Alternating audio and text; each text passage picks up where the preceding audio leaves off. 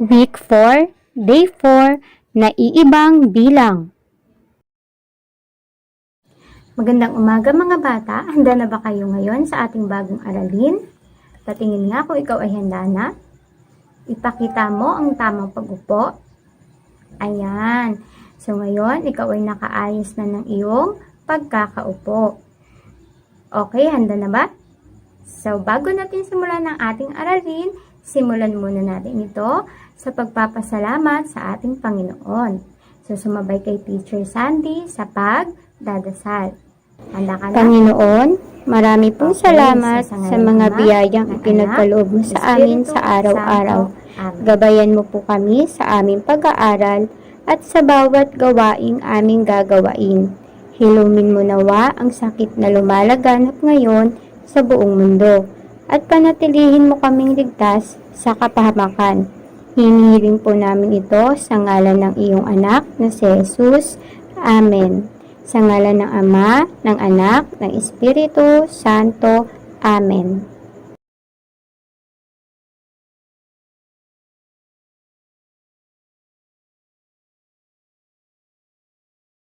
Okay, ngayon mga bata, tayo naman ay mag-exercise para ang ating mga katawan ay mabuhay.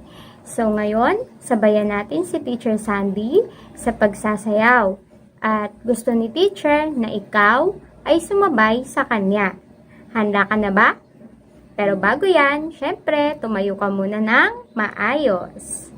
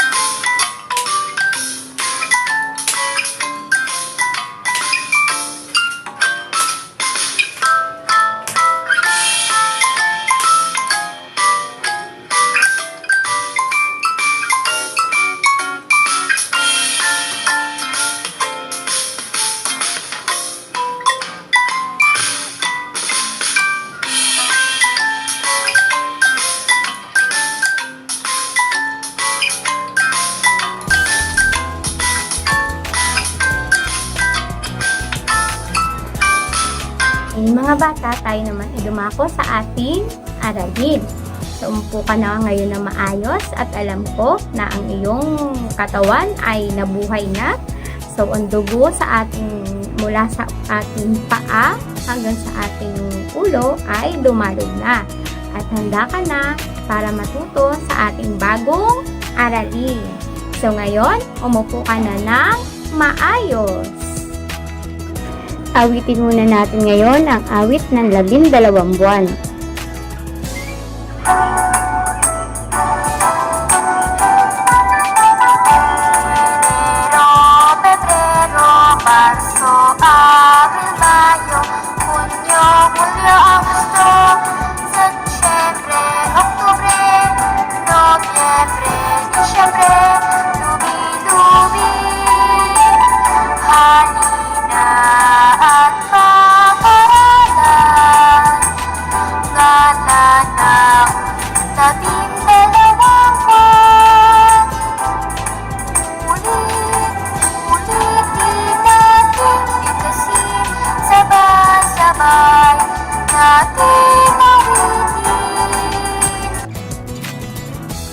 Tayo naman ay dumako sa ating balitaan. Ikaw nga ay magulat.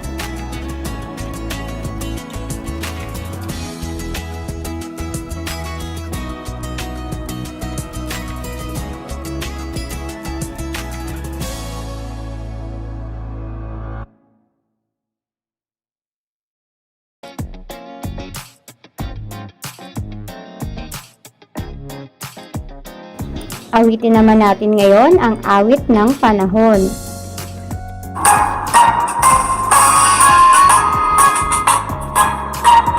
Tingnan natin at pakiramdaman ang panahon, kaibigan.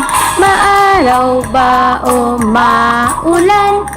Pagpasok sa eskwelahan. Sabihin mo nga kung ano ang panahon natin ngayong araw na ito.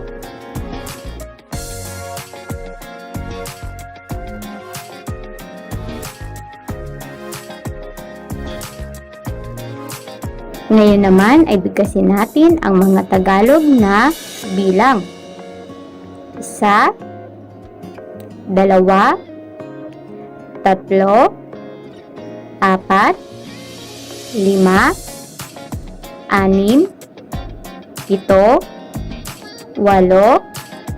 6, 7, 8, 9, 10, 11, 12, 13, 14, 15,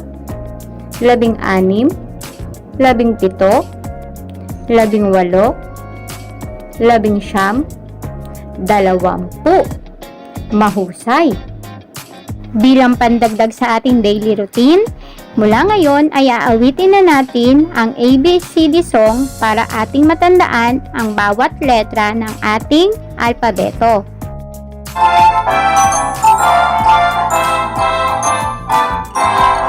A, B, C, D, E, F, G, H, I, J, K, L, M, N, O, P, Q, R, S, T, U, V, W, X, Y, and Z. Now I know my ABC. Next time, won't you sing with me? Ngayon mga bata, ako ay may papakita sa inyong mga larawan. At ngayon ay sasabihin nyo ang mga dapat na kulay ng mga larawan na aking ipapakita sa inyo. Para malaman ko kung talaga natandaan mo ang mga nakalipas nating aralin, nais kitang subukin muli. Ano ang gagawin mo sa ating unang gawain? Kulayan ng pula ang malaki at dilaw naman para sa maliit. Alam kong natandaan mo ang pinag-aralan natin tungkol sa lesson na ito. Ngayon, titignan ko po kung magagawa mo. Gawin mo na. Kapag natapos ka na, maaari mong ipakita kay teacher at tignan natin kung tama ang iyong sagot. So, gawin mo na.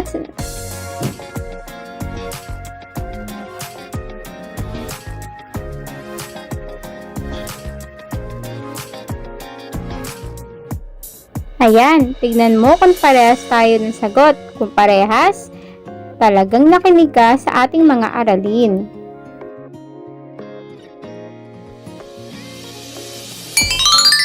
Nagustuhan mo ba ang regalo ko sa inyo?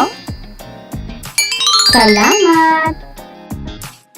Ngayon mga bata, sisimulan natin ang ating aralin sa isang kwento. At nais kong ikaw ay umupo na maayos habang nakikinig ka sa kwento ni Teacher Sandy. Handa ka na ba? Mahusay! Sa isang maaliwalas na hapon, nakahanap ang inahing bibi ng isang magandang lugar para mangitlog sa may ilalim ng isang puno na kalapit ng lawa. Nangitlog siya ng 5. Napansin niyang may natatanging itlog sa iba. Nangamba ang inahing bibi.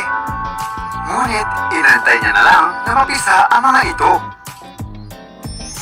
Isang umaga, sa wakas, isa-isang napisa ang mga itlog. Pip, pip! Sabi ng mga sisiw. Nabuhay lahat ng mga sisiw at ang mga ito ay unti-unting lumabas upang makita ang mundo. Napisa ang lahat maliban lamang sa isa. Oh, napakaganda naman ang aking mga sisiw. Napakaswerte ko namang ina. Anong nangyari sa aking paglimang sisiw? Nangamba ang inahing bibi. Napakatagal namang mapisa nitong panghuli. Kwak, kwak. Tiniman niya ito at binigyan ng lahat ng kalinga na kaya niyang ihandog. Siguro ito ang pinakamagandang bibi sa lahat dahil sa haba ng proseso nito para mapisa. Isang umaga, noong napisa na ang natitirang itlog, lumabas ang isang pangit at kulay abong sisiw. Pip, pip! Naiiba sa magkakapatid ang kapipisa lamang na itlog. Ito ay napakalaki at sa halip, pangit. Wala sa aking mga anak ang mukhang ganyan. Ang isa namang ito ay napaka-pangit. Nagulat ang inahing bibi nang makita niya at sobra siyang nalungkot. Inaasam niya na sana isang araw ay maging tulad din ito ng kanyang mga kapatid. Ngunit lumipas ang mga araw at nanatili pa rin iba ang itsura nito. Pinagkakatuwaan siya ng lahat ng kanyang mga kapatid at hindi siya isinasali sa kanilang mga laro. Ikinalungkot ito ng bunsong sisiw. Ang pangit mo! Haha! Napakapangit naman ang nilalang na yan! Ew! Ew! Umalis ka nga! Hindi ka namin kailangan dito! Hindi ka namin isasali sa laro! Halimaw ka! Tumatawa siya lahat at sobra niyang ikinalungkot ito. Pumunta na lamang siya sa lawa at tinignan ang kanyang refleksyon sa tubig. Walang may gusto sa akin. Sobrang pangit ko. Napagdesisyonan niyang iwanan na ang kanyang pamilya at magpakalayo-layo sa kakahuyan. Lumibot-libot siyang mag-isa dito. At noong dumating ang taglamig, napuno ng niebe ang paligid. Nalungkot siya at nanginig sa lamig. Wala siyang mahanap na makakain at mainit na lugar para pagpalagian. Napunta siya sa isang pamilya ng mga sisiw at tinanggihan siya. Ang pangit mo naman! Sino ba tong pangit na to? Ha? Umalis siya at lumagi sa bahay ng isang inahing manok. Tinuka-tuka siya ng mga sisiw, kaya nilisan niya rin ito. Nakilala niya ang isang aso sa daan. Noong nakita siya nito, umalis agad ang aso. Naisip niya sa kanyang sarili, sa sobrang pangit ko, pati aso, ayaw akong kainin, pati ako. Malungkot ulit siyang naglakad-lakad sa kakahuyan. Nakilala niya ang isang magsasaka at dinala siya nito pauwi sa kanyang asawa at mga anak. Hanggang dito, binabagabag pa rin siya ng pusa. Kaya nilisan niya ang bahay na ito. Dumating ang tagsibol at lahat ay naging luntian at muling namuhatkat ang paligid. Sa kanyang paglalakad, may nakita siyang isang itlog. Lubos siyang natuwa na muling makita ang tubig. Lumapit siya dito at nakita ang isang magandang gansa na lumalangoy. Nahulog ang kanyang loob dito. Tumango siya habang nahihiya siya sa kanyang sarili. Ngunit noong tumango siya, nakita niya ang kanyang refleksyon sa tubig at namangha. Hindi na siya pangit. Siya ay isang gwapong gansa. Ngayon ay alam niya na kung bakit siya naiiba sa kanyang mga kapatid. Siya pala ay isang gansa at ang kanyang itinuturing na pamilya ay mga bibi. Pinakasalan niya ang magandang gansa na kanyang inibig at masayang namuhay ng magkasama magpakailanman. Okay, ngayon mga bata, kung talagang ikaw ay nakinig sa kwento natin para sa araw na ito, ikaw ay makakasagot sa tanong ko. Ang unang katanungan, ano ang pamagat ng ating kwento? Sabihin mo nga ito. Mahusay. Ang pamagat ng ating kwento ay ang pangit na bibe. Ulitin mo nga. Okay, ayan. O ngayon naman, ilang bibi daw ang ipinanganak ng inahing bibe? Ilang itlog daw ito? Okay, meron siyang 5 itlog. Ilan daw ang napisa agad? Ilan daw ang napisa agad? Sabihin mo nga.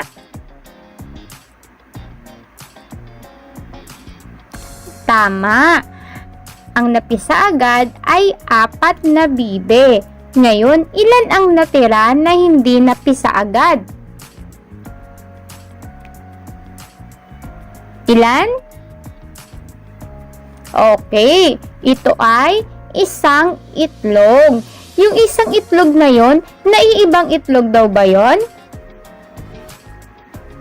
Okay, mahusay. So, yun ang naiibang itlog. Nung lumabas yung itlog, yung napisa na yung itlog, ano daw ang itsura ng napisang itlog? Sabihin mo nga. Nung napisa ba ang itlog ay kahawig ng mga bibing na unang napisa?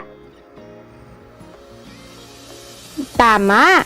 Nung napisa ang itlog, kakaiba ang itsura nito sa mga naunang itlog ng inahing bibe. Ngayon mga bata, bilangin natin kung ilan sila lahat. Bilangin mo nga. 1, 2, 3, 4,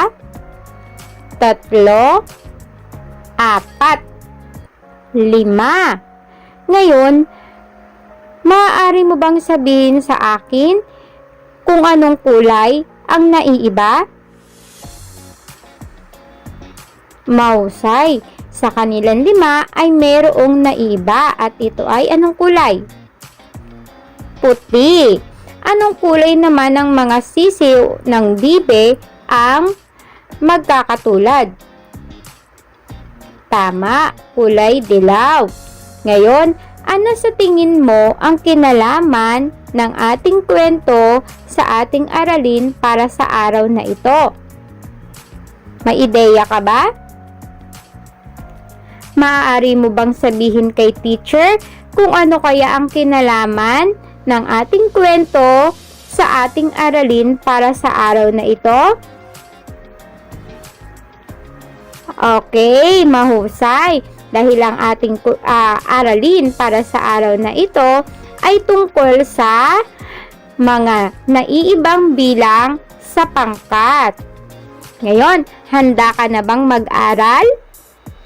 Bago yan, ipapakita ko muna sa iyo yung mga bilang at inaasahan ko na alam mo na ang mga bilang na ito dahil pinag-aralan nyo na kasama si Mama ang mga bilang 1 hanggang 100. Tama ba? Kaya inaasahan ko na ikaw ay makakasunod sa ating aralin. Okay, ihanda mo na ang iyong sarili. Ngayon mga bata, tayo muna ay magbilang upang maihanda ka sa ating aralin para sa araw na ito. Ngayon, tingnan mo ang bilang na ito. Ano ang bilang na yan? Okay, ito ay wala o 0. Ito naman, anong bilang ito? Tama, ito ay bilang 1 o 1. Ito naman, anong bilang ito? Mahusay, ito ay bilang 2 o 2. Anong bilang naman ito? Sabihin mo nga. Mahusay, ito ay bilang 3 o 3. Ngayon, bilangin natin isa-isa ang mga nasa larawan. Ano nga ang nasa larawan? Tama, ito ay bag. So, bilangin natin. 1, 2, 3. Ito namang sumunod. Anong bilang ito? Tama, ito ay bilang 4 o 4. Ngayon, bilangin muna natin ang nasa larawan. 1, 2, 3, 4. Ano ang nasa larawan? Mahusay, ito ay 4 na lapis. Ngayon, ito naman. Ano ang nakikita mo? Anong bilang iyan? Tama, ito ay bilang 5. Ngayon, bilangin naman natin ang nasa larawan. 1, 2, 3, 4,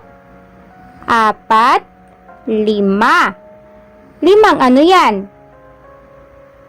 Mahusay, ito ay 5 notebook. Ito namang sumunod. Anong bilang ito? Tama, ito ay bilang 6 o 6. Ngayon, bilangin naman natin kung ito nga ay 6. 1, 2, 3, 4, 5, 6. 6 na ano ito? Mahusay, ito ay 6 na upuan. Ano naman ang sumunod na bilang? Anong bilang ito? Mahusay, ito ay bilang 7. Ngayon, bilangin naman natin. 1, 2, 3, 4, 5, 6, 7. 7 ano ito? 7 baso. Mahusay. Okay, ngayon, ano naman ang sumunod na bilang? Ano ito? Ito ay bilang na mahusay. Ito ay bilang na 8 o 8. Ngayon, bilangin natin ulit kung tama ba ang bilang ng nasa larawan. 1, 2, 3, 4, 5, 6, 7, 8. Mahusay. 8 ano yon? Tama, ito ay 8 aso. Ngayon naman ang sumunod na bilang ay ano? Mahusay, ito ay bilang 9 o 9. Ngayon, bilangin natin. 1, 2, 3, 4, 5, 6, 7, 8, 9. 9 na ano iyan? Mahusay, ito ay 9 na Crayola. Ngayon, anong bilang naman ito? Tama, ito ay bilang na 10. Ngayon, bilangin ulit natin. 1, 2, 3, 4, 5, 6, 7, 8, 9, 10. 10 ano ito? Tama, mahusay. Ito ay 10 bulaklak. Ayan, alam na natin ang bilang. Ngayon mga bata, kayo ay aking susubukin. Titignan ninyo sa bawat larawan na ipapakita ko kung alin ang hindi kabilang sa pangkat. Handa ka na ba? Okay, mahusay. Simulan na natin ngayon. Ngayon mga bata, tignan mo ang nasa larawan. Alin ang hindi kabilang dyan?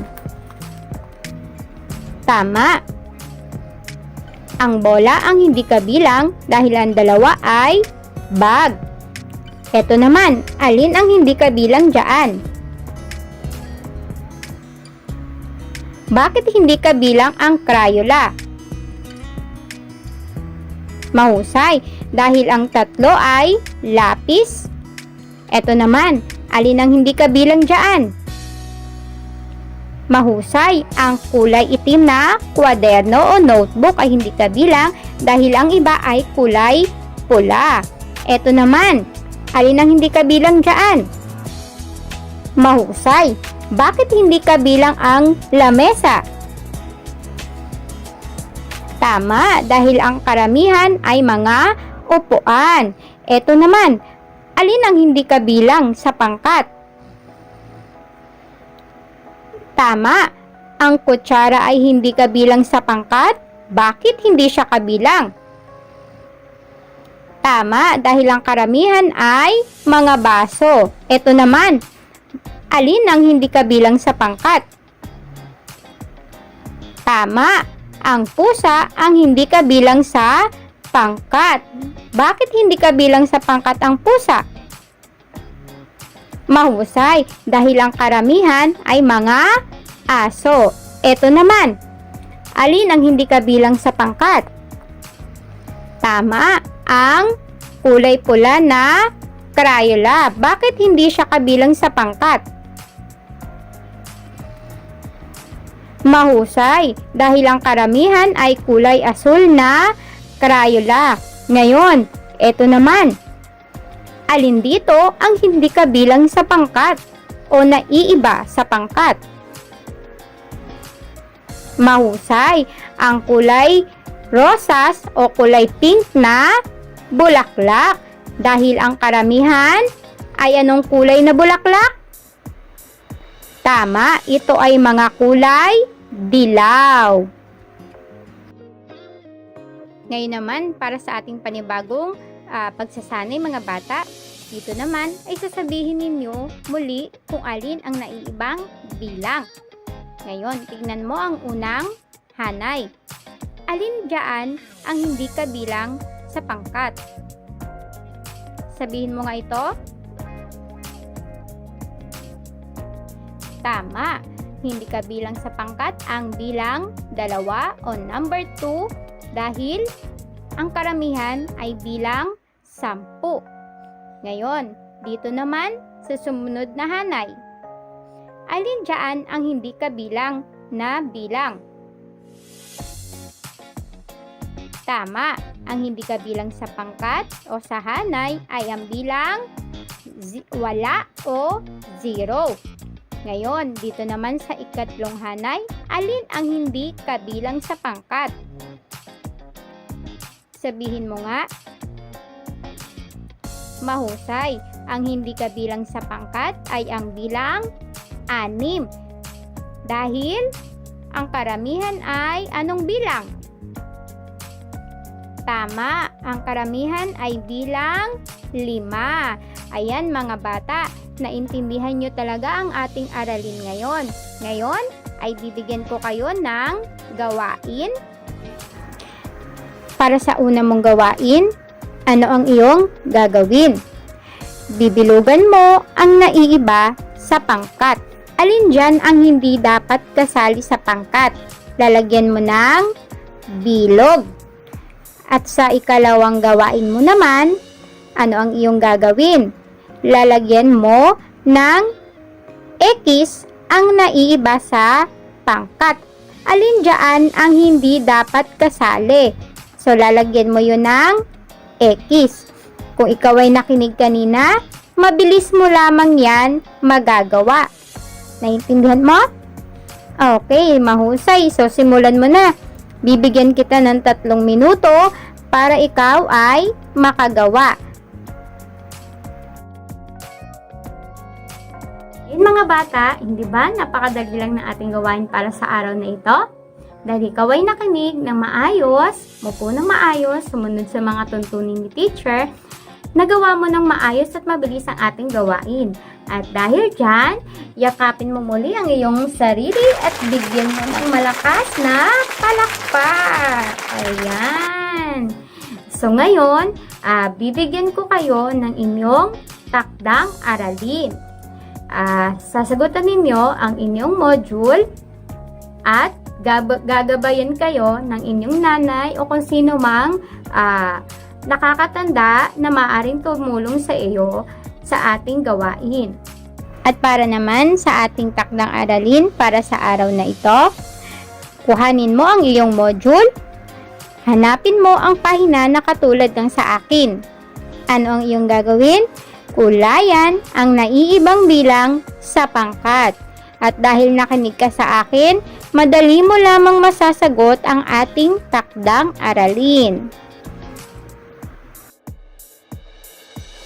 Dahil ikaw ay nakinig kay teacher ngayong araw na ito, ikaw ay bibigyan ulit ni teacher ng isang regalo. Nakikita mo ba yung regalo ko para sa'yo?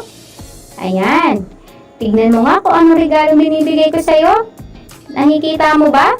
Ayan, palaki siya ng palaki. So dahil ikaw ay mabait at sumunod kay teacher, binibigyan kita ng maraming star. So dahil dyan, si teacher ay magpapaalam na sa inyo. Pero bago yon, tayo muna ay aawit.